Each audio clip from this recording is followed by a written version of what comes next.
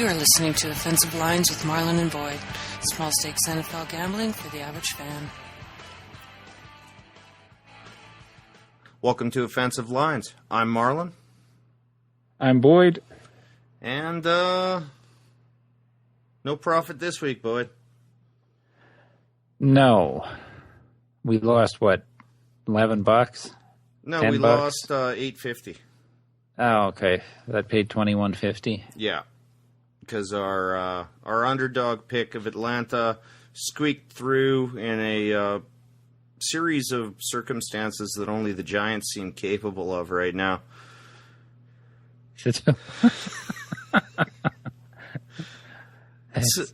Well, I was just watching that in between Tennessee, Cleveland, and the play that stands out is the Giants at the 8 or 10, when Manning got strip sacked. After holding the ball for a day and a half, yeah. You don't feel pressure coming up from behind. He's been in the league, what? How long's Rivers been in the league? 2004? Yeah. I don't know. I guess, 11 years is about right. And 2 Super Bowl wins, and you don't feel back pressure coming after you've looked in the end zone for 6 seconds? Unbelievable. And you don't start running? And if they hold them to a field goal there, we'd still win the bet, but we caught some crazy breaks in that game. And Atlanta did some crazy... Anyway, we will get to that game when we get to that game. We're going to try to speed this up over last week, so let's get to the games. Why bother? We got listeners last week. Yeah. Make them feel our pain. If we had to sit through watching the games we watched this week, they can sit through our podcast recapping the crap that was week 2. And it started on Thursday night. We both had KC at home. 3-point favorites over Denver. And it looked great. The first half was delightful, really. 14-0, I'm thinking, oh, fuck, we're so on the money on this one. I watched the first quarter before I left work. No score. Okay. I had to do some running around, check my phone. Oh, 14-0. Great. Get home, fucking 17-17 in the fourth. I'm like, are you fucking kidding me? So then I watched fourth quarter, and I'm watching Manning. He still can't throw. No. There's no zip. But I have something else to bring up on that. But yeah, the only passes he can make are the timing patterns, where he can lay it out in front of the guy and let him run into it. He can't hit him in stride. It's all timing now. Like, even on the touchdown that tied the game, he throws it before the guys in the break, and he's good enough to do that. And if they run the right route, there's no way he can still be successful. But when he tries to throw the out with some zip, it lands at his guy's feet. His outs are terrible. I did see him throw a nice bullet over the middle about 15 yards up. Once. So, yeah, I'm with you. His arm strength is still gone. But after a disastrous opening, he finally just said, fuck it, I'm going to run the same offense I've run for my entire life. It's going to be a shotgun read.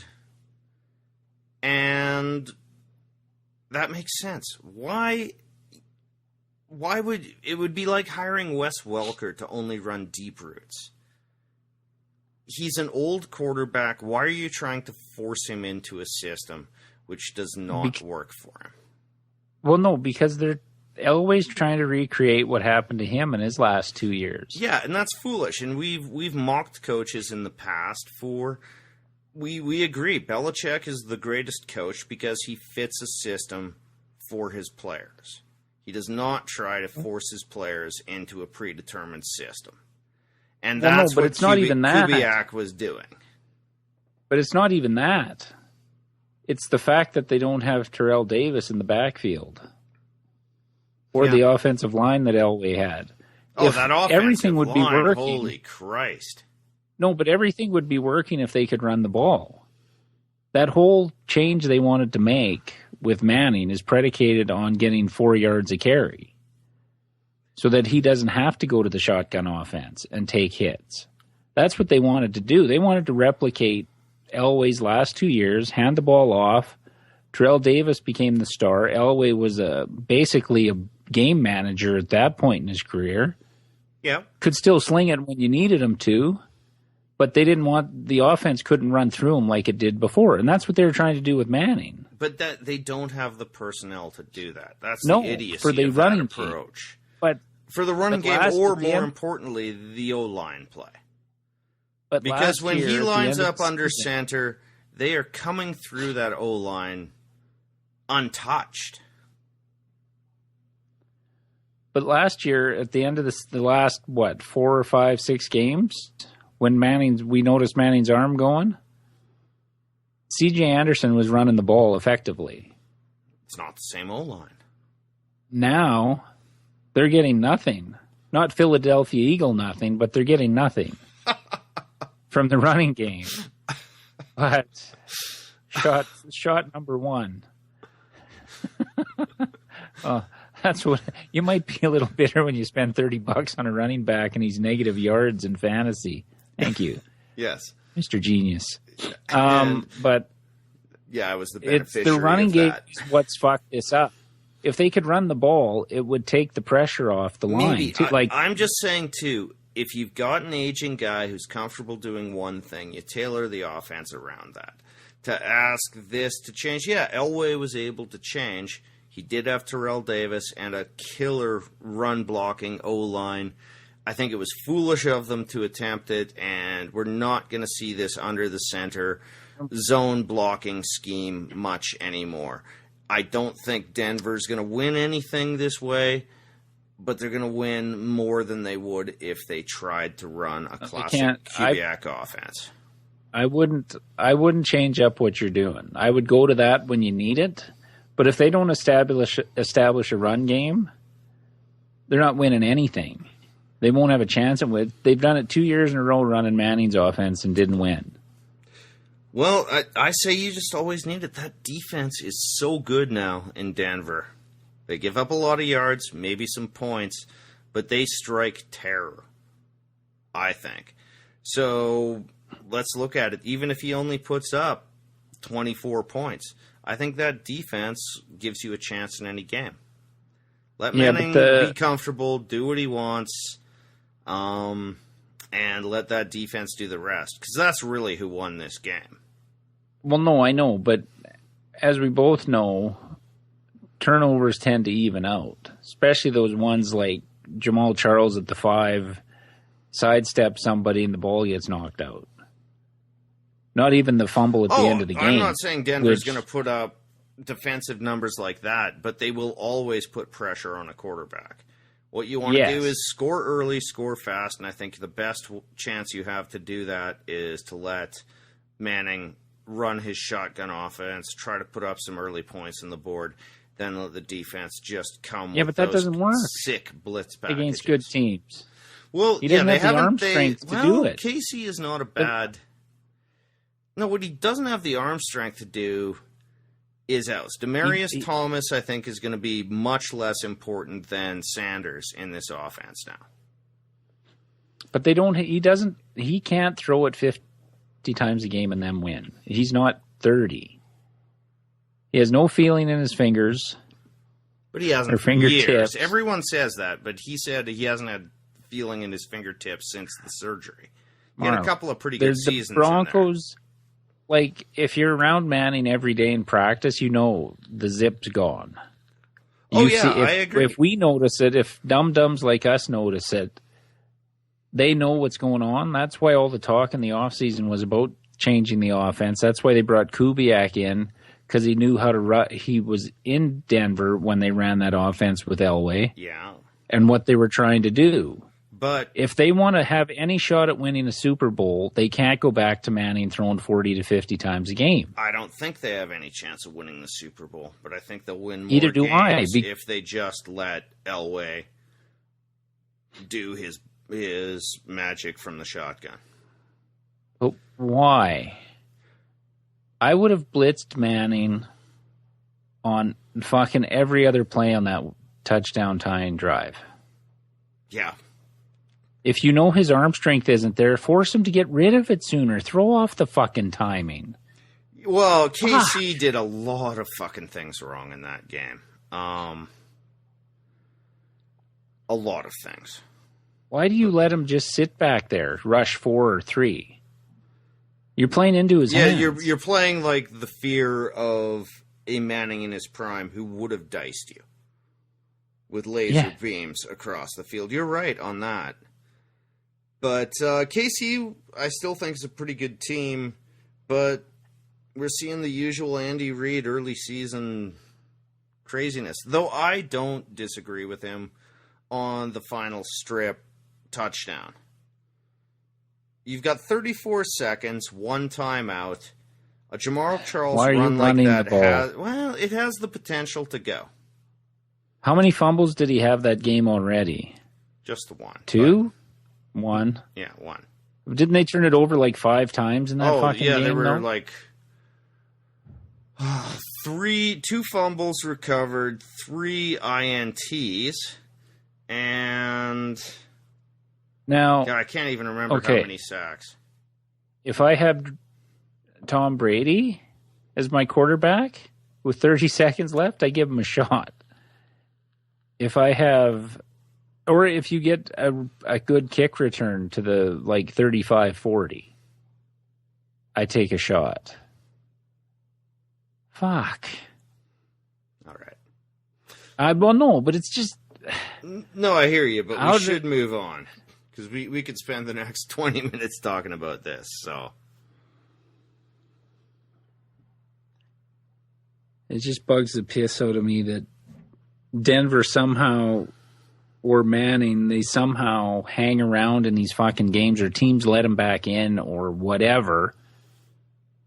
Kansas City takes control of the division with a win. Oh, I know. And they fucking hand it back to them. Fuck. Okay. My hatred of Manning will never die. No. In fact, it grows and blossoms like a flower. Anyway, next game up. I didn't see much of this. Arizona destroyed the Bears. We both had Arizona. Who would see much of that game? Well, I was getting... We actually talked about betting that one. Which I wish we would have. Though I was nervous when Cutler was 8 of 8. And then in classic Cutler fashion, went 8 of 9 with a pick 6 and injured himself. One of many injuries this weekend. Well, and they're saying hamstring. Like, I keep looking at that, and if I had to guess what the injury was, I never would have thought hamstring on that play. It looked like, if anything, he hurt his shoulder, a la Romo. But wasn't it he just diving at the knees of the guy running the touchdown back? Yeah, he turns to his left, he goes, and he tries to make a tackle to the left, comes down fairly hard on his shoulder. Does that scream hamstring to you? Like, hamstrings are so weird. Like, I'm not saying it's not a hamstring, but they also didn't announce what the injury was for about 45 minutes. Like, I don't know. Something about that seems fishy. Well, I guess if you're trying to protect them from later on, but it doesn't matter. They get hit all the time. Yeah. Like that hit on Romo where he broke his collarbone was quarterbacks get hit like that once or twice a game every week. Exactly. Like this notion that people will target it, it applies to a running back's knees maybe. But most of these guys are just trying to hurt people and hit them. Like or not even trying to hurt them necessarily. They're just trying to hit them. Whatever's available is what they're going to hit. Yeah. No one's going to be closing in on the quarterback and think, oh no, instead of going for the midsection, I should raise my impact point to the shoulder and try to attack the injured shoulder. It's bullshit. Well, no, it's not going to happen. No, and Romo getting hurt was weird because it was a fumble, and he was kind of chasing after it, and the guy just fucking belly flopped on his shoulder. Oh yeah, there was no malice drove his there left either. one. It's just the way it Oh, happens. the defensive lineman, no. He Well, if you can kind put of your drove boat, but that that's in. the physical nature. That Yeah, it happens all the time. But anyway, yeah, back I think to it's acceptable malice. But I don't have much else to say about this game because I didn't really watch. Arizona started with a 108-yard kickoff return, and really it got close for a while, but Cutler became Cutler, and Clausen was goddamn hilarious to watch. I did watch a couple of his drives. Well, Wow. I laugh at the Titans having Whitehurst as number 3. He's better than most of the backups. Yeah. No, I always liked teams Whitehurst right as the now. number 2 for the guy who never goes down. Brandon Weed. Yeah, yeah. Brandon Whedon, and, yeah, it's Clausen? Really? This is why I can't believe that Locker turned down a couple of $1 million a year easy and retired. Because there's a guy who I think would be a terrific backup to have. Yep. Okay. Next game up is our lone winner of the week. Atlanta came through as an underdog, beating the New York Giants in New York. Yeah, that was, as I said before, I was watching that just on Red Zone and in between commercials on the Titans game. So I didn't see a lot, but, well, Coleman got hurt for Atlanta. He's out a couple of weeks. Yeah, that was ribs, wasn't it? Yeah, broken ribs, or a broken rib. And then I like watching like Adam Schefter, who looks like he weighs about $160, talk about should be a couple of weeks, or depending on his pain threshold. It's like, what the fuck would you know about pain threshold? You got a sore throat, you probably don't fucking go to work. Carpal tunnel is a real thing, Boyd. Fuck, it just drives me nuts. If it was coming from Tom Jackson or somebody like that, I would, okay, that makes sense because he knows what kind of pain threshold you need to have to play in the NFL. But when a fucking milquetoast NFL insider tells me about pain threshold of a running back, and it was weird where he got hurt. It didn't look like he would have hurt his ribs there because he just kind of fell. Could have been cumulative too, right? We don't know that it was a specific play. He might have had a he came great out pain after he threshold and tried to fight through it. He got kind of ankle tackled and fell down, and then he was out of the game. And they're taking him on a cart to the locker room. And it's like, I wasn't expecting ribs. Yeah, Tell you fair that. enough. So it was just weird how it happened. But I'm glad we got the win. I'm glad we got the win. Eli helped us out. And the Giants' defense was the Giants' defense when it mattered most. And just Atlanta like tried to give it to him by not putting, I believe it's Truffaut, on Odell Beckham. So they allowed him to run rampant for most of the middle of the game. So we'll take the win. I count that one as a bit of a lucky win. I still don't believe in Atlanta, but they're not a bad football team. But start betting our underdog picks, people. We're 2 for 2. All right. Next up was a game I saw fuck nothing of. Detroit's, I think the score was fairly flattering, but they got hammered by Minnesota. Yeah. Well, it wasn't even that. What was it, 26-13? It wasn't that, or 16? They got within a score at one point, I believe.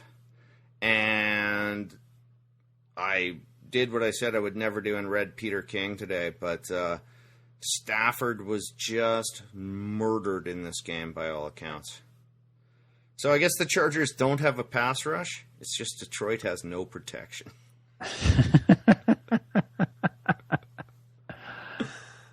Yeah, I didn't see much of that either. I saw a couple of Peterson plays on Red Zone, and I think they showed the one where he got the touchdown, but then they said he wasn't in.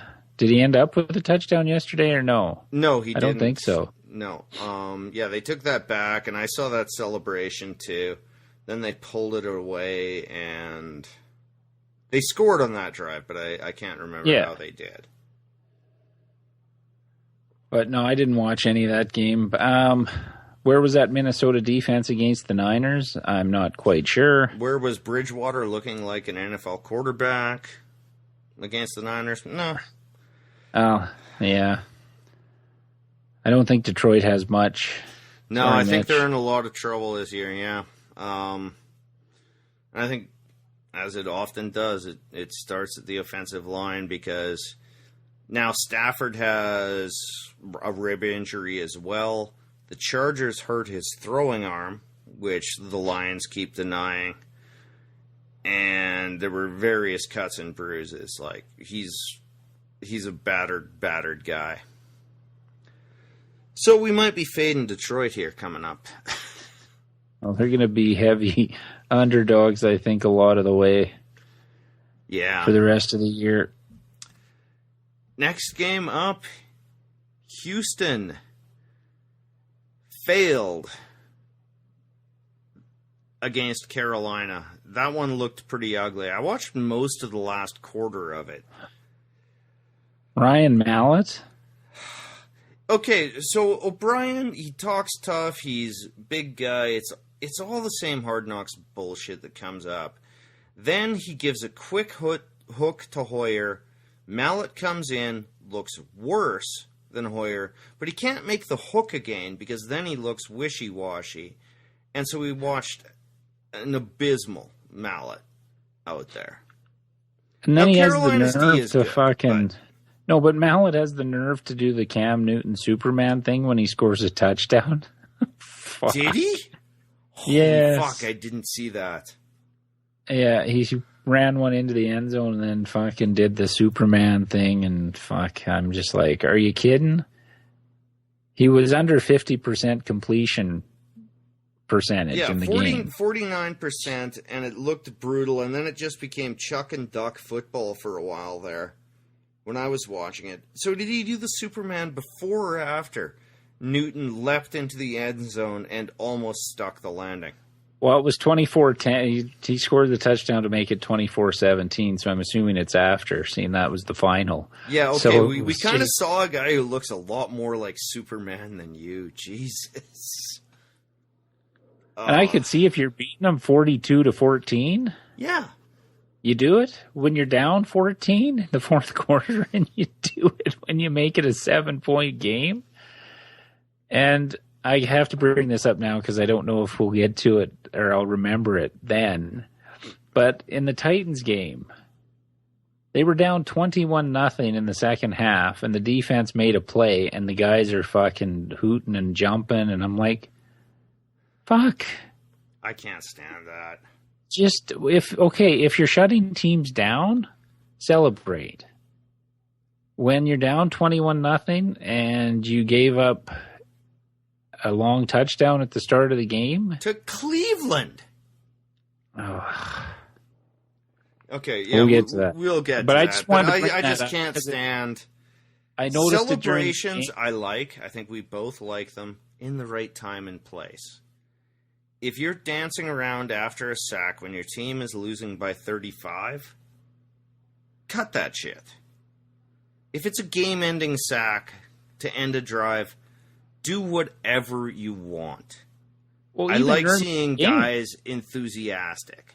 Yeah, even early in the game, if you're making stops and forcing 3 and outs and do a fist bump, do whatever the hell you please. Like, we hate the no celebration rules and all of that, but it's time and place. It's in a larger context. The play has to matter, except for, it has to matter more than you getting a number in your stat line. Yep. All right, next game up. Buffalo. New England.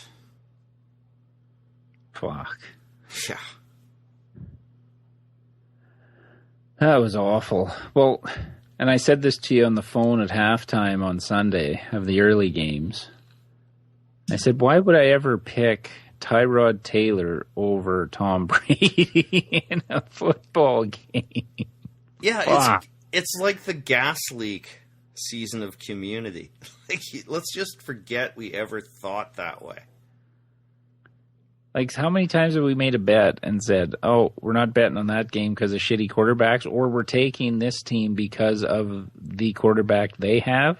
Yeah. And in this game, we took Rex Ryan's defense against Tom Brady and lost.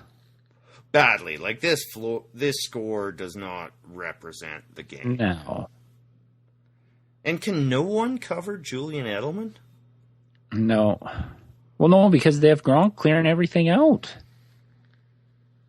But they have no Everybody wideouts, focuses on Gronk. for God's sake. Yeah, but you don't need one. When Gronk takes care of the linebackers, the underneath's good.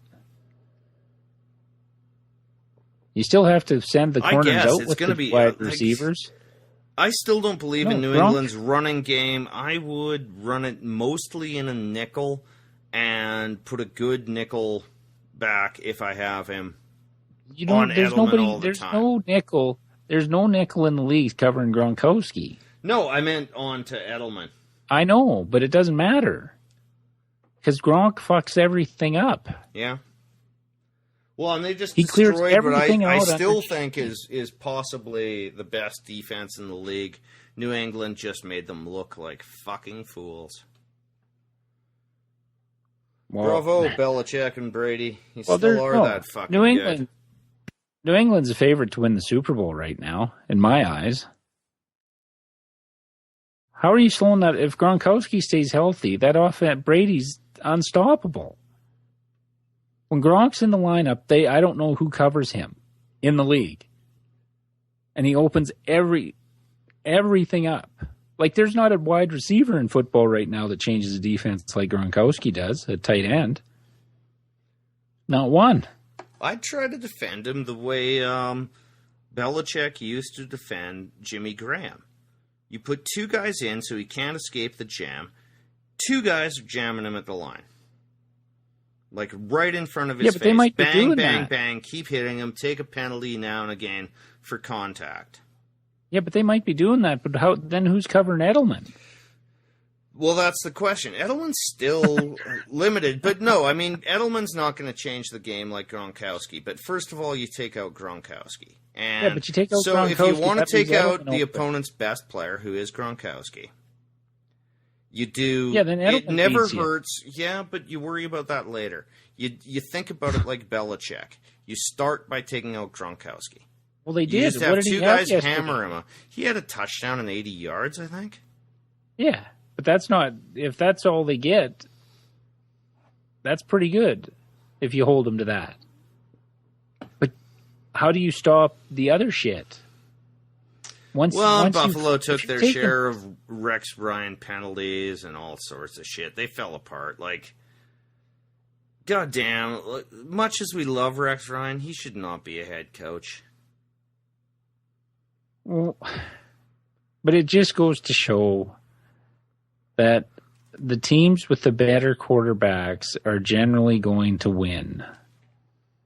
And when you have an all-timer... Well, when the discrepancy is Tyrod Taylor versus Brady, yes. No, but arguably Brady's still the best in the league. And you can put Rodgers in there, and that's the only two right now in the conversation. So I got nobody to add to that list. It's 1A, 1B.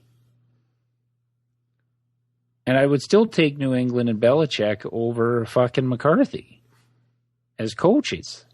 And who's coming up with a better game plan? So, well, yeah, anyway, we'll get to that. But, yeah, I don't know what the hell we were thinking there. Next up, we have San Diego, who lost. They were +3 at Cincinnati. I won't say a good game. It was San Diego making too many mistakes, one. Secondly, the deficiencies on O-line were just astonishing in the second half. It was a swarm. No, but when you have... Did you have 2 starting O-linemen out? Yeah. Yeah, so any NFL team's going to struggle when you got 2 backup offensive linemen in. I'm not killing myself. We went into Cincinnati, crossed the country, and we gamed. I mean, it started off poorly. It started off great. We got a 3-and-out, and then Keenan Allen fumbled the ensuing punt, which led to the first touchdown. So we started in a hole, and we fought back. The Chargers played a pretty good game against what I think is an underrated and quite good team, to be honest. Oh, we'll see. They play in Baltimore this week, where Andy Dalton goes to die. We'll see. We'll see. Week. But no, since he looks good, that O-line is really... Well, again, we established earlier that San Diego doesn't have a pass rush. They kept Dalton clean. He looked good. Cincy also exploited the undersized corners, which has been my fear, and I've brought it up a few times on this podcast, that the big, tall receivers, if the quarterback is using them right... Yeah, I want to see how that defense plays. My guys are great on skills and feet, and they're always there. But when you've got a guy with a 6-inch height differential, there's nothing they can do. I mean, I want to see how that Cincy defense. Flowers. I want to see Cincy's defense against Pittsburgh. I want to see their defense against Pittsburgh. Well, before I anoint them. Yeah, but that's kind of an impossible bar. Like you're saying, can you? Well, no, jump they have 8 Antonio feet? Brown. No, they have Antonio Brown in a running game. I want to see him shut down like high powered. I know you guys have decent receivers. You don't have an Antonio Brown. Oh God, nothing even close. I mean, Keenan Allen. So I want to see that. Stevie's okay, and though by the way, he's a fine cheater. I can't believe you didn't bring this up. After your motherfucking reverse jinx text. That Stevie Johnson play, he's so pushed off on the touchdown for Stevie Johnson. Yeah, no, I saw it and I went, yeah, that's my fantasy life. And Stevie's pushing off in almost every play. He's a bit cheaty. Yeah, I'll admit it. No, it's only cheating if you get caught. That's your philosophy, so fair enough. Anyway, I didn't mind the performance. Road game versus a playoff team. Across the country. But that O-line looks bad. Our center got moved to guard. It was another one of those shuffling things on the San Diego offensive line that I'm getting used to now. I don't know that any... and by the way, the only guy on the O-line who didn't get a penalty was King Dunlap. Every other player. Oh, and the Chargers took 5 unsportsmanlike. Every player on the O-line, with the exception of Dunlap, took a penalty. Most of them were good, too, because otherwise Rivers might have died. But that's how swarming and overwhelming... Exactly. That's how overwhelming that basic line rush was against my pathetic offensive line. Not a bad performance, but you start out in a hole. It's the way it goes. All right, and we both got that one right, one of the few. Next game up. After a strong week 1. Yeah. Now we've got a long string of X's coming up here. Well, I got this one. San Fran. I just got to say, my friend Kelly is a huge Niners fan. And after the Monday night, even though I know this was a joke, he just texted out, "Take that, doubters." And then after this game, he texted out, "Take that, doubters."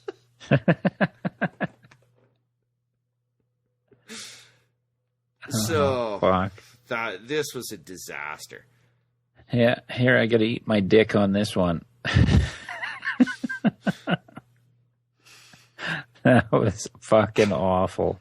I was actually flipping to that game. Do you know the Niners ran 9 plays from the goal line? Oh, I in the watched third quarter about 7 of them. And didn't score. Yeah. And at one point, then I turned away, and they were on about the 3. And I turned back, and it's 3rd and goal from the 27. I have no idea what happened. Yeah, but then they got another set of downs after that, I think. Oh. And everyone, well, Kaepernick, put up some good numbers. Those were garbage time numbers. The entire second half was garbage time. Don't tell me Kaepernick is good. When everyone... No, he's not. No, I knew you wouldn't, but for God's sake, whatever he did in that game was long after the game was decided. When you get to play a whole half versus a prevent defense, you're going to put up some gaudy numbers. That was awful. Well, and they had no answer for anything. Well, I don't think a lot of teams are going to have an answer against Pittsburgh offensively. That's about the only saving grace for the Niners here. Okay, can we ask this question now? Is Antonio Brown the best receiver in the NFL right now? I would say. I think I'd take him over Calvin Johnson. Julio Jones gives him a little bit of competition there. Those are the 2 guys I talk about. Beckham, though he was against the number 2 cornerback inexplicably for Atlanta, he still looks ridiculously good at points, and his hands are amazing. But Brown is he's unholy. And he's really right in his prime, it seems odd to me that he's in his 6th year or 5th year, but he just keeps learning and keeps getting better, and I love that in a player. Every year he gets better. And he's got a really good quarterback, which I think he has the best quarterback out of the 3 we talked about now. Yeah. I think Ben's better than Ryan or Eli. Yep. And they've got the running game there. Jones with they've got the running game there that's always going to soften up the defenses. Because they've shown they have a running game with fucking D'Angelo. Yeah, we thought their old line would struggle this year. Fuck, they can run block. Yeah, their pass protection is still a little weak, but whatever. I think Pittsburgh might be the best offense in football right now. So that's about the only thing I give the Niners credit for. At least when the man held you down and beat you senseless, it was a really big man. Yeah. Rethinking my whole 49er rant from last week. Fuck, that was awful. All I kept right. seeing the touchdowns go up, and all I could think was, oh, you were sheer fucking dumb to take that stand last week. Well, we both made some mistakes. Not as big as that one. That was the fucking doozy of the doozy, that one. That was fucking that one. I went on for about 5 minutes. Okay, can we move on from my shame? All right, well, we'll move on to mutual shame here. This is one we bet. We had the Rams -3 at Washington. Can I read you the text I sent you yesterday? Yeah, I was going to bring it up myself. So, I am never betting on a Jeff Fisher coached team again. To which I responded, agreed. It's how can you go from putting up points against Seattle to not being able to? The only score they got was on a flea flicker, was it not? Was their only touchdown was on a trick play? Oh, I barely saw this. Once Washington was dominating, I didn't see fuck all of this game. Couldn't stop the run. Kirk Cousins I think he only had 3 or 4 incompletions. I don't get it.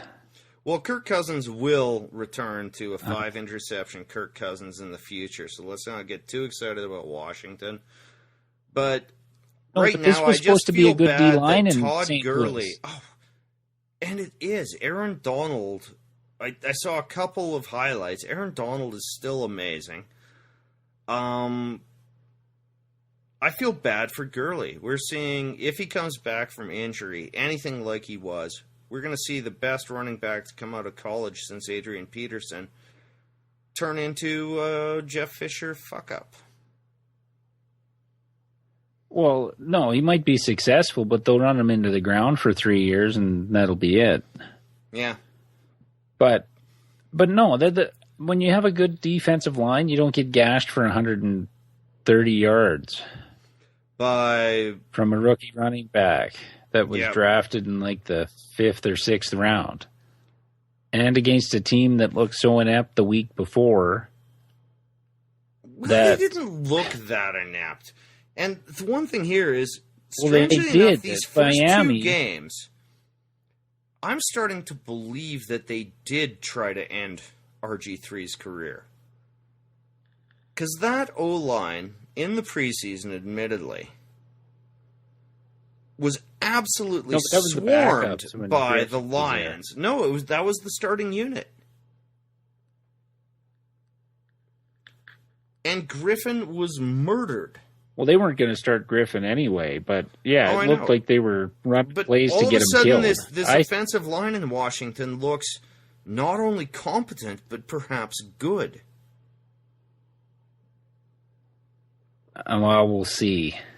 But they played Miami and fucking I'm being St. a little Louis. bit facetious here, but suddenly the offensive line looks good, and I made the joke today at work that maybe there was something to conspiracy theories. Well, that and it's not like they're getting Gruden big just chest. wanted RG3 to die.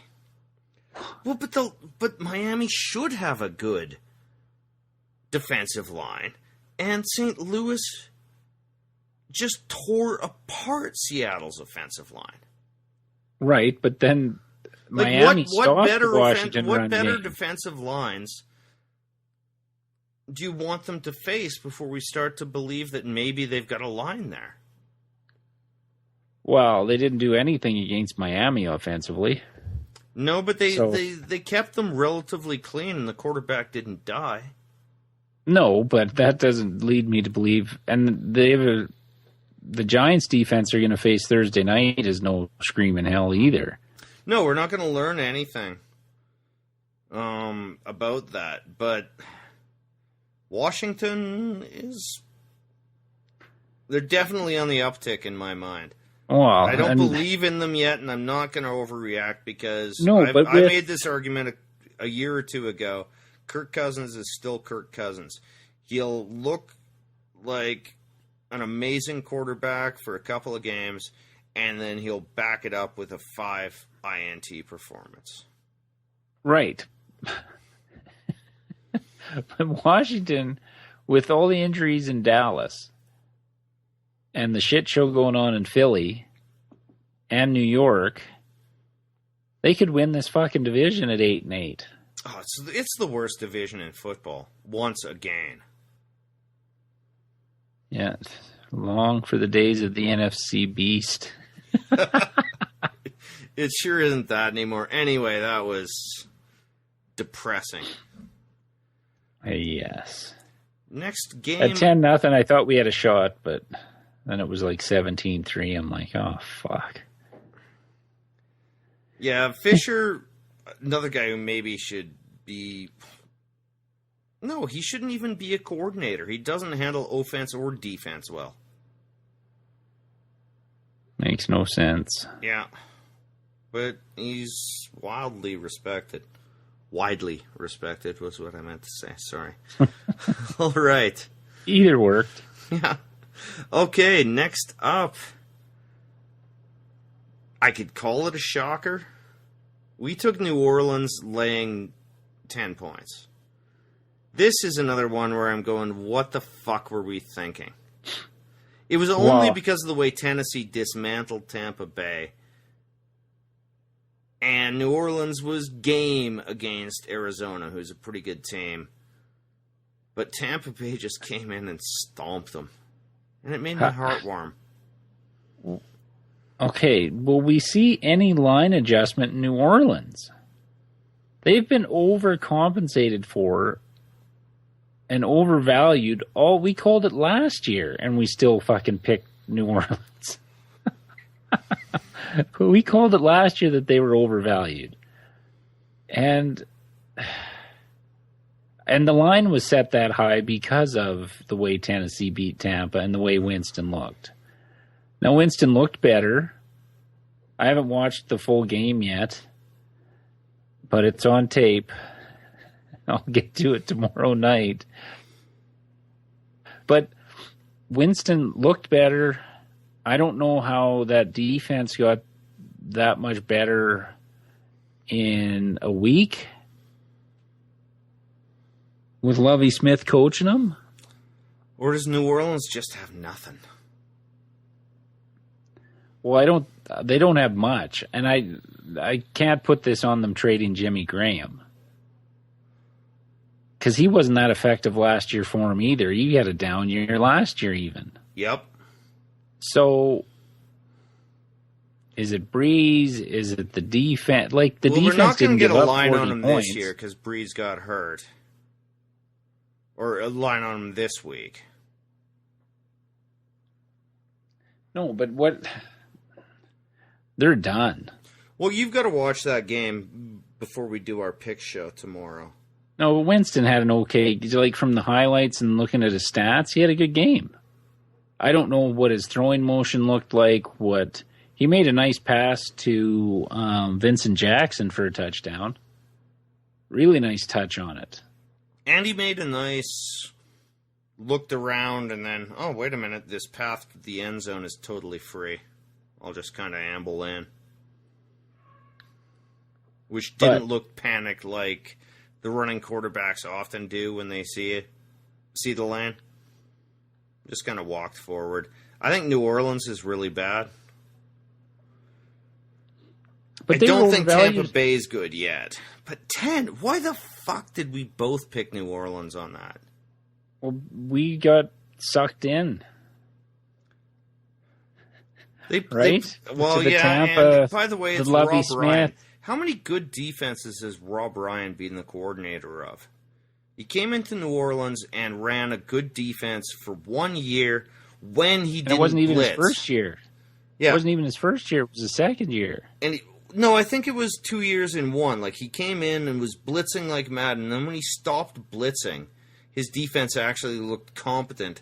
But now it's just crazy. I'm gonna do some sort of wacky, methed up shit on this. He's terrible. Like, the firings have got to start soon in some of these places. Like, why Rob Ryan has a job anywhere. Or even Sean Payton after this year. Really? New Orleans got into a horrible cap situation, and we're going to be on the decline. I don't know that I move on from Payton because much of the disaster that we're seeing right now isn't his fault. They had no way to replace players. They had no depth. I would say it's more of a GM situation than a Payton situation at this stage. Well, I don't agree with that because it's amazing how many coaches are geniuses when they have good quarterbacks. Oh, yeah. And when the quarterback play drops off, the genius goes out the fucking window. That's true, but you cannot... You take your lightning in a say... bolt with the quarterback. Adapt. The reason I think Brady's the best quarterback... No, but the reason I think Brady's the best quarterback is because he's won with nobody. Nobody at wide receiver. Last year. He's won Super Bowls with nobody at wide receiver. Yeah. Like, nobody. That's Edelman. fair. So, Breeze has had better receivers. He had a Gronk-like tight end. Not as good as Gronk, but he was 1B there for 3-4 years. Well, Now, he was Breeze's 1A fault for quite a few years while Gronk was constantly hurt. I don't argue with you. Gronk's much better. We've always said Graham's a little bit soft, and I would never say that about Gronk. So, but all these coaches look really, really fucking great when the quarterback's good. Yeah, and that's why I don't panic and pull the plug on Peyton yet, because the 1 year when you're just jettisoning players to try to work with Cap, or the 2 years that they've been going through, once he starts to see some talent again, let's see what he can do. Because his quarterback's done. Here's the one advantage Belichick's had in this run, is Brady. No, I know. I'm including him in the genius category. Because when he was in Cleveland, he couldn't win shit. So they're all the same. Yeah, you look at all the coaches that get the genius label. Jimmy Johnson had Aikman. Bill Walsh had Montana. And you can come up with any scheme you want. If the quarterback can't run it, you haven't got a fucking hope. So the spread offense is Joe Montana. He made it popular, and everybody tried to copy it. But you still need Joe Montana to fucking run it. True. It sounds great. They're going with the short passing game. If your quarterback's no fucking good, it doesn't matter if he's throwing it 6 yards or 16. Okay, well, I know we're going to spend a little time in this next one. So, Tennessee at Cleveland. And, this will sound weird, but we didn't play a bad game, to be totally honest. The offensive line was overwhelmed, and I put that almost as much on the coaches for the first half. In the second half, we dominated the fucking game. Dominated the game in the second half, and that's fucking Wisenhunt's fault, and even the offensive line. Now, in the second half, in the first half, we didn't try and establish the run game at all, and they were just fucking lighting Mariota up. Second half, run the ball to the outside. Their linebackers are slow. We were getting the edge, and there was fucking big lanes to either edge, and that's how we got back in the game. Manziel completed less than 10 passes. Our defense wasn't horrible. We shut down the run in the second half.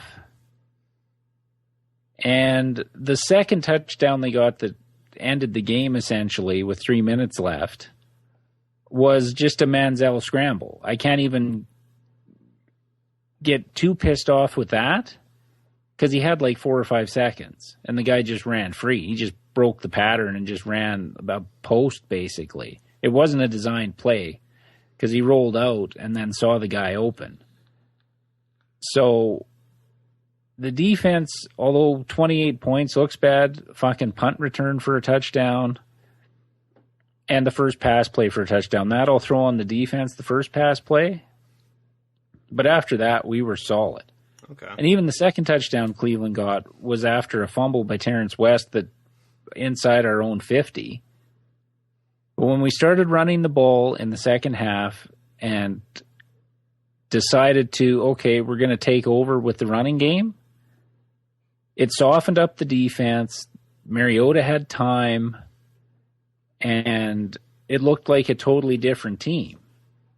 Mariota's going to be good. He did nothing in this game to think, oh, the first week was like a fluke. I know he's not going to throw 4 touchdown passes a game. He's tough as fuck because he got lit up like 3 or 4 times. He had fucking tape on his chin after the first drive.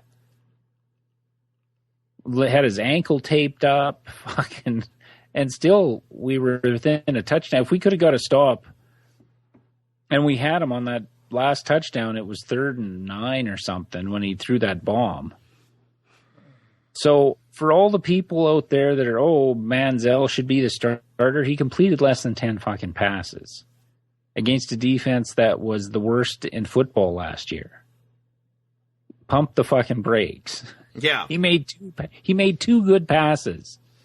Oh, this is going to do nothing except fuck up Cleveland even more. Well, everybody on TV today and in print, or online, I should say in print, online was fucking, oh, should Manziel start? Manziel should be the starter. It's like, did you watch the game? He had 2 passes for combined, 130 yards? 120 yards? Yeah, 60 and 50 at least on those 2 passes. It wasn't like they had no sustained drives. The best drive they had was after the fumble, and they ran it. He didn't even have to throw it. I think he threw 1 pass on that drive. So to think that he was in the second, if there was any luck yesterday, we sacked him twice in the third quarter. He fumbled both times, and we just didn't get the bounce. So that makes, by my count, 5 fumbles on 5 sacks that I can think of in the last 2 weeks for Johnny Football. And he lost 2 of them. You just didn't get any of those. Yeah, wow, that's amazing. I didn't realize it was quite that much. Oh, we dominated the second half. Oh, I knew you were playing well in the second half. But we dominated. It wasn't even close. Okay, They were you see, out, that's the difference. out, I didn't out. know you dominated. But, hey, Tennessee is not a good enough team to spot anybody a 2-touchdown lead. I say that about the Chargers, too. You can't spot them those points, which is what you the essentially backbreaker did. was the punt return for the touchdown. Yeah. That made it 21-0 at the end of the first half. Because there was only like 1:30 left when they kicked, or a minute. And yeah. turned that. It was like that. Because we got it to 21-14 with like 7 minutes left in the fourth. They had 18 yards offense going into the fourth quarter in the second half. So 1 play. And that's going to happen, basically, too. Yeah. So I think we're going to see against Indy coming up. They will focus on the run to begin with, or mix it in a lot more than they did.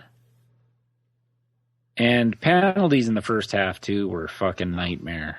Personal fouls, holdings. Yeah. It was like 8 for 85 yards in the first half, or some ridiculous number like that. Oh, Take away first downs, take away good runs. It was just shoot ourselves in the foot, and then Terrence West fumbles. It was like, okay, can it get any worse? And then the punt return at the end of the first half. Yeah, I guess it can. And then the second half, it looked like the team that played Tampa, to be honest. yeah. That's how good we looked in the second half. And yeah, Mariota had his stumbles, but he was under fucking He's a rookie enormous quarterback. pressure in the first half, though. Yeah. So Anyway, we both took Tennessee in that game. Sorry, we got to move on here. But oh no, I know. any But last it was, statements that was on the that? game I watched. No, Second half, at least. I still think to with give the up that way many Indy points looked early is terrible. with the way Indy looked the first 2 weeks, I think we got a shot at the division. Well, yeah, actually, I guess we might have jumped the gun on calling the NFC East the worst division. May have jumped the gun on that. Anyone could win that one. All right, here is our final loss of the week. Miami, we laid the 6 at Jacksonville. Miami stinks. Why does every writer in the world keep telling me that Tannehill will be good? Do they all just want to fuck his wife? This reminds me of that line in Moneyball, where the old-time scouts are sitting around and they're assessing a player and they're just going, yeah, but look at his wife. She's only a 6 at best. Well, and so Tannehill has a wife who's a solid 8.5 in my mind. But why? What has Tannehill shown us that people tell me he's a good quarterback? What? Well, even last week, I wasn't betting because we had this argument trying to determine who we were going to pick. And I wasn't picking based on Miami's offense. I was basing it on their defense. Oh, yeah. No, that wasn't a rip on you, Boyd. Like, no, I know.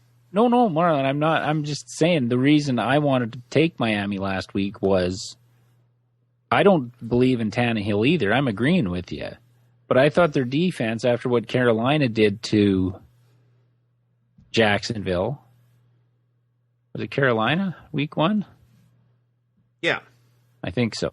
Yeah. So I thought Miami, with the way, like, Washington only got 10 points, and you're facing Blake Bortles, but that last drive at the end of the fourth quarter that set up the winning field goal, they were on the fringe of field goal range for their rookie kicker in Jacksonville. And I don't know if it's Ndamukong Suh's fucking influence, but do all defenses he play on do stupid shit? Did you see the push that set up the fucking chip shot field goal? Yeah. 15-yard penalty with 30 seconds left? Are you fucking out of your mind? And it wasn't Sue that did it, but his teammate did. And it's like, that looked like, I thought it was the Lions fucking playing in that game. Unfucking but the Lions' believable. defenses were better than Miami was on this day. Like, yeah, but they still only gave up 23 points. It wasn't fucking awful. I suppose, but they could stop Allen Hurns. No, but I thought they'd get more pass rush. Robinson, Hurns, even Marquise Lee was having a good day. Like, what you thought Miami would be able to get interior pressure and line pressure, right? And I agree with that. I thought that would happen too. And I thought 20 points would be enough to give us 6. Yeah, and that wasn't unreasonable. But Tannehill against a Jacksonville defense, which is nothing. It's not a good defense. So yeah, Miami is terrible. I turned the game on after we got home just because it was in the fourth quarter. I thought, well, if it goes to overtime, we still got a shot to cover or at least push. Yeah, that's what if they score the touchdown. And then they couldn't get a first down just to give himself a little breathing room for the punt, kicking from their fucking goal line. Like, and Jarvis Landry is good, but Tannehill's terrible. Like, fuck off, world. Like, if I have to read one more time that Tannehill's the next big thing, I'm jumping on a plane to confront this person individually. Tannehill sucks balls. Yeah. Okay. Next up, and I shouldn't be happy about this, because the Raiders are suddenly coming up fast after a terrible first week. The Raiders did prove what I thought about Baltimore, which is Baltimore sucks, too. This was another... I read 10 people going, Baltimore Super Bowl this year. How and why? Well, how do you go from holding Denver to 19 points when the offense, scored 13? No, they didn't even get a touchdown in that game. No, so the offense scored no touchdowns. They got a pick six from Flaccid. No, yeah. So how do you go from that defense against Manning and the Broncos to Oakland and give up 37? I don't know if we've learned anything. You know how we said week one's the toughest one to bet? I don't think we've learned anything the first 2 weeks. Well, and you said, I'm starting to think Cincinnati's better than we think. Well, I want to see how they do in Baltimore. Yes. Because they struggle there all the fucking time. They've been better than Baltimore the last 3 years. I don't think they're as good as Pittsburgh, by the way. But I think Cincinnati is a pretty good team on both sides of the ball. Yeah, but is Pittsburgh that good? Like, honestly, I'm yes. just saying. I mean, they're going to tear apart Cincy's defense, which is above average, but I don't know that anyone can face Pittsburgh's offense right now. Well, the only reason I say it is they only put up... Pittsburgh's offense is the best in the game. They scare the motherfucking shit out of me. No, but we think New England's defense is horrible. They hold them to 21 points. And I think the Niners' defense is good. They blow them out. We think the Bills' defense is good. They give up fucking 40. Yeah. I think we were overrating Indy, too. But in any case, I mean, Carr... I don't know. I'd been reading in the last week, Carr isn't really that good. Like, if you really look at his numbers, Carr's good. No, I like Carr. Yeah, we've been on the Carr bandwagon. You told me last year Carr's really good, and then I watched the game, and I'm going, holy shit, Carr's really good. Amari Cooper is the real deal, I think. Yeah. But I don't know how they... Is Suggs that big a deal for that defense? No, I don't think so. I think Baltimore reached their crest and they're all falling apart, and everyone assumes that somehow Ozzie Newsome will make his magic and it will all come together. No one seemed to look at all the players Baltimore lost. No, I know, but it doesn't explain the fact that they played so well on defense the first week. That was when... That's what I... This actually goes to my Denver argument. That's when Denver tried to play the Kubiak offense. There was none of that switch when things were going to shit. That was Peyton Manning playing out of system. And the defense looked great because he was helpless out of system. Yeah, but he's... And in fact, the first quarter and a half, when Peyton was still trying to play that system, KC's defense looked every bit as good as the Ravens' defense.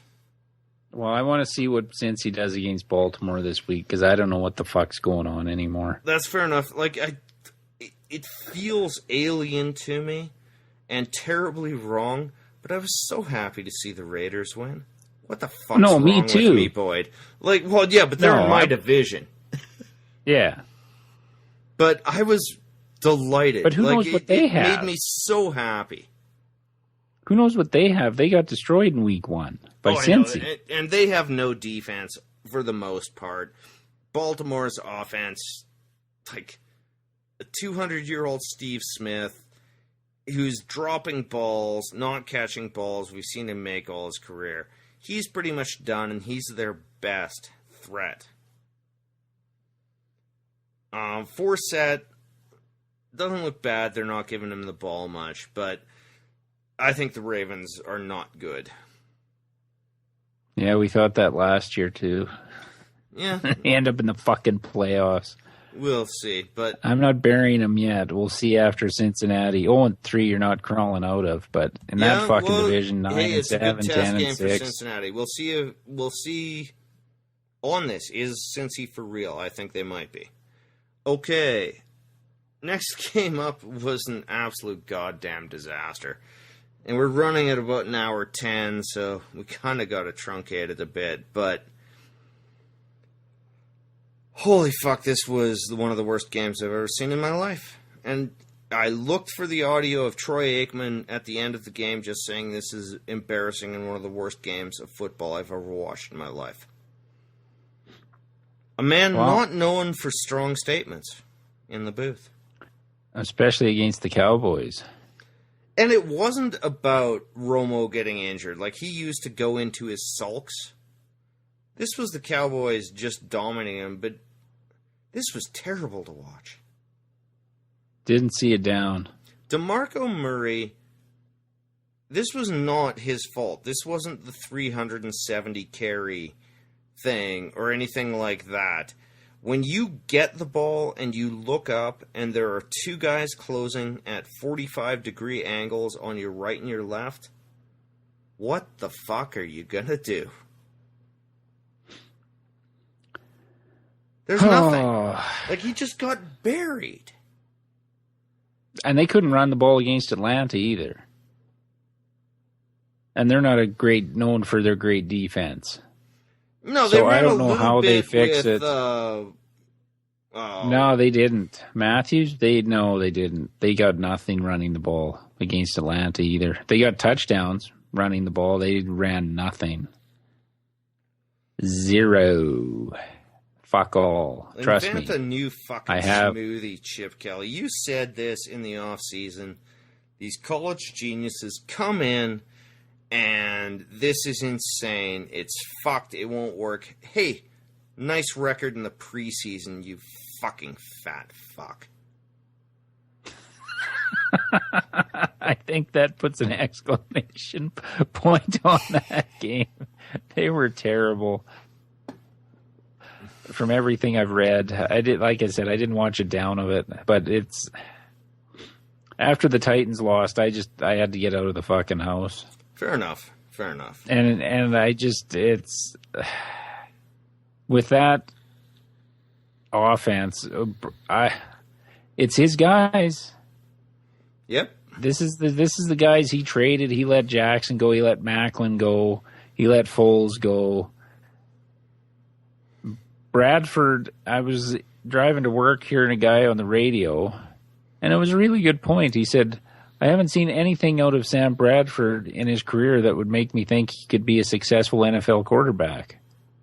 And he traded for him. Not that Foles was the next Joe Montana, but he seemed to have a better grasp on that offense than Bradford. Lateral move at best. No, it's not even lateral. It's backwards. Yeah, Foles didn't look great either, but... No, I'm talking about in Chip Kelly's offense. Yeah. Foles was better than Bradford. Oh, yeah. I'm not... Like, they're not going winless, but that was something else.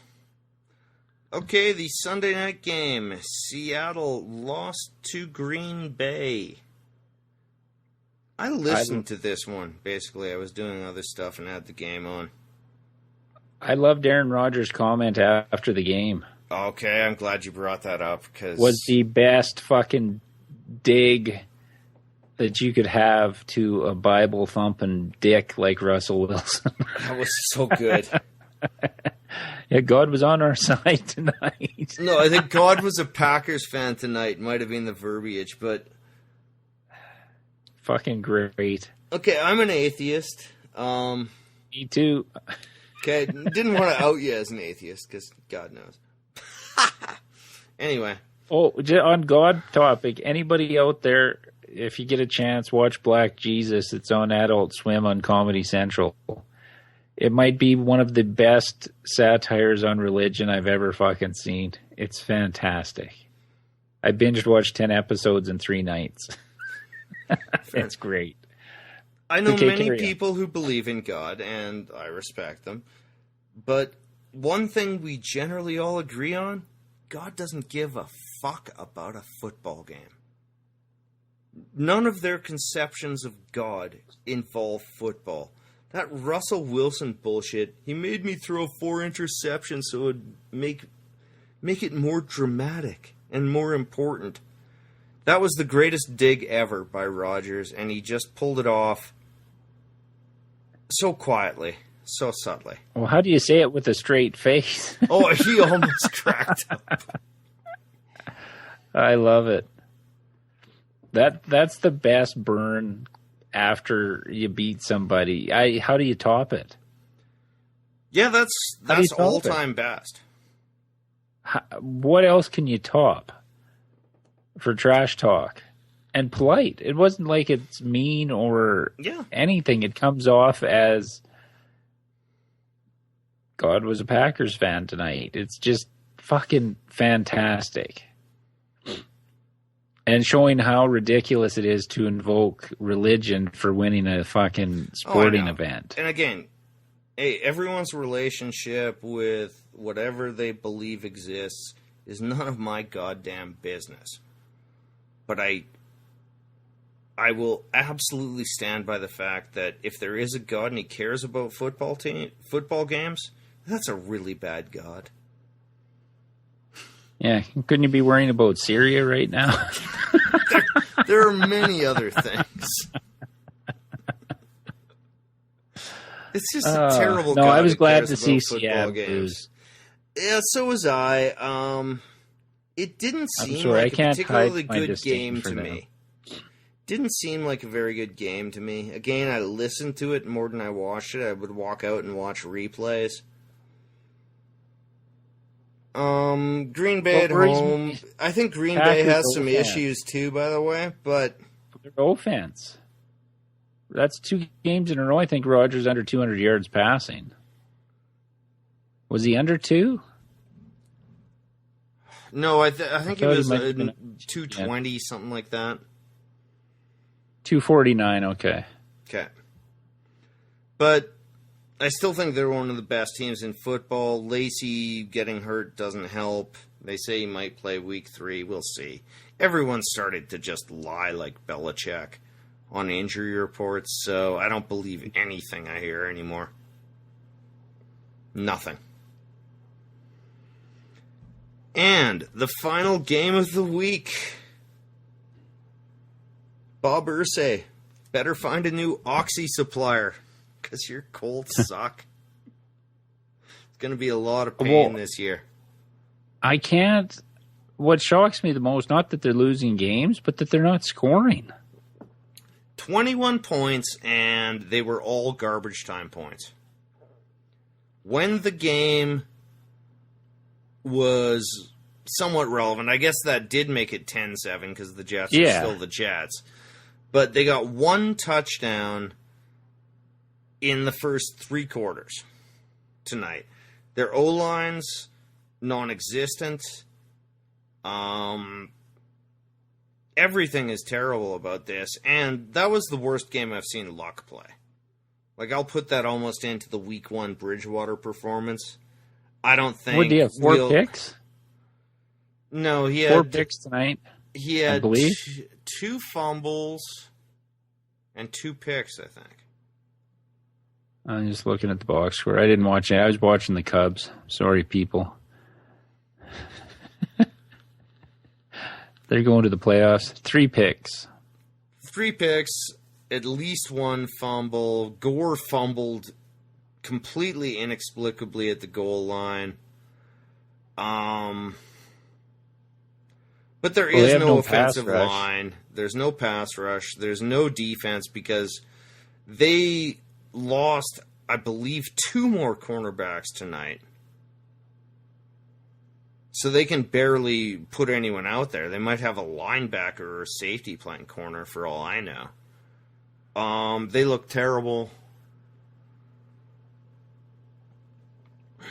And until they get healthy, but again, good thing to draft a wide receiver in the first round there, guys. Because that was what your team was missing. And there's another guy, Bob Irsay, I just want to bring up. When he was talking about, we had this plan, and then our plan came to fruition, and we drafted Luck. Fuck you, you fucking dope addict. Just go to hell. Well, I can't say I'm disappointed from a football perspective. But when you pay the most of any player in a fantasy draft for Andrew Luck, and they put up 23 points in 2 weeks, and you look at his stat line after the first half, and he has 1 point, it just makes you want to fucking scream. I was playing you, so I was pretty happy about that. But I didn't think, well, I knew I wasn't catching you, but I didn't think Indy would be a great team. I thought they'd win a bad division this year. They might be one of the worst teams in the division right now. And that includes Jacksonville and Houston. And Tennessee. Well, Tennessee's got to win. That's why I didn't say Tennessee and Jacksonville. Well, I did say Jacksonville, but I can't figure it. I don't know how you go from an offense that can score when you've improved. They do have a better running back there this year than they've had since Luck's been there. They added Andre Johnson, who was better than the number 2 receiver they had. Hilton was playing prove tonight. That. Well, no, but he is. Andre Johnson looked fucking brutal. He's all done. Okay, they would have been just as good sticking with Reggie Wayne. Johnson's done. And not that it matters much because that offensive line can barely protect. And I love Luck. I think he's an amazing player. I was the second bidder on Luck, right? When you bought him for that price. And I'm not ever going to give up on Luck, but he is not the guy to make the quick read fast. And nor are the receivers there. That kind of receiver. Like, no, who they're does not he have in the slot? Receivers. Like, who does he have as his outlet valves? Yeah, but the so Jets had no sacks tonight. Though I will also say, I never expect to see Andrew Luck play as poorly as he did tonight again. That one was just so off the charts terribly. Everything from the fumbles to the picks to everything. I think that is the absolute bottom, probably, of Andrew Luck's career tonight. Did they get pressure on him? Because they had no sacks. Yeah, he was was just looking up the box moving score. out of the line, yeah. No, there was pressure all the time, or maybe he's so terrified behind that line that he's just moving too fast. Yeah, no sacks, but he had some rushing yards, but he seemed a bit like, good old Gus Frerotte or somebody like that who would take that one look and take off. From a pure football standpoint, I'm elated that the Colts are 0-2. It's fantastic. If you would have told me going into the season the Titans would be tied for first place in the division after 2 weeks, I'd have thought you were nuts. Jacksonville? Yeah. Well, no, just the Titans. You just wouldn't have believed me. Just the Titans tied for the lead would have shocked me. But that the Colts are 0-2? Like, if Tennessee can somehow find a way to beat them on Sunday, they're done. It's over, Johnny. At 0-3? Nah, not yet. It's over, Johnny. That division's going to be won by an 8-8 team. 0-3, we were talking about how bad the NFC East is. The South is that bad. Yeah, but I don't think the Giants are going to win the NFC East at 0-2. No, but Dallas at 2-0. And that'd be a division. Nobody's 2-0, and yeah, they are. I still cannot. Well, no, I mean in the South. Oh, and no one's but 0-3 really to 2-1. believing. And you've got one quarterback, 1.75 quarterbacks. Because I agree with you about Mariota. He's just not there yet. And no, but 0-3 with a division loss is fucking near death. Outside of quarterback, I would say the Titans are as good at every other aspect of football or better than the Colts are. 0-2 teams make the playoffs 12% of the time. 0-3 is death. Statistical death. Let's see. You could be fucking sitting in the catbird seat if you'd taken care of Cleveland. Yeah. All right.